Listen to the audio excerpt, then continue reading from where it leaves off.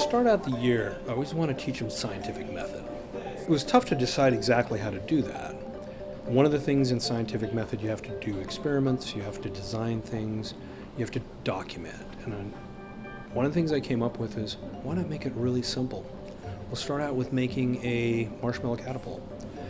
Yeah, that's not exactly biomed, but I'm not going to start out by talking about DNA, am I? Right? So something they can really grab a hold of and experiment with and try different things and see what they can do. And they start out being able to shoot the thing about 5 feet, but then they start noticing there's different things they can do. So they have a limited amount of materials, they have some fairly strict constraints on how they do it.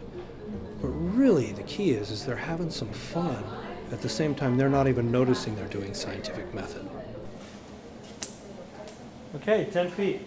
So basically, in the process of learning scientific method, we have been making marshmallow launchers, and we're only given 6 sticks, 3 rubber bands, and 1 spoon. And basically, we've just been experimenting with different ways, like what works best or what doesn't work as well. Just like so we learn how to record things into our lab notebook, like how you would in a professional scenario. It's using like an independent variable that you can change based on the dependent variable to get an answer. We learn to document everything that we do, every change, in case that something, like in case we want to go back to something, and also to sign every drawing you do, so you can take credit for it. Me and my partner Isabel, basically, it's all in like the spoon and how far you launch it back, because there were plastic spoons, but there were also wooden spoons, and some people tried to not use spoons, and that did not work very well. So using the plastic spoon and just elevating it as much as we can. So we made ours like the sky stick.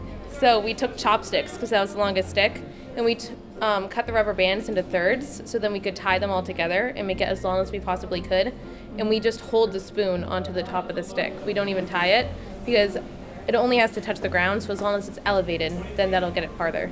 They actually extended their distance by having a rubber, because I said it just had to touch the ground. They have a broken piece of rubber band hanging down there.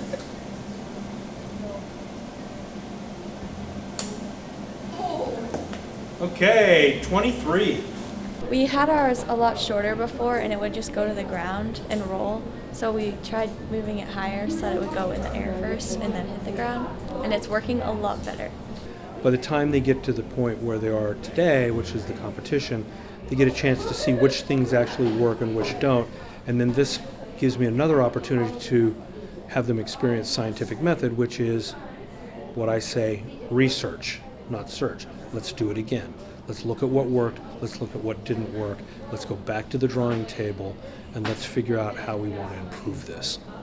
Loving having the kids back in school, and it's fun to watch them enjoying doing scientific method.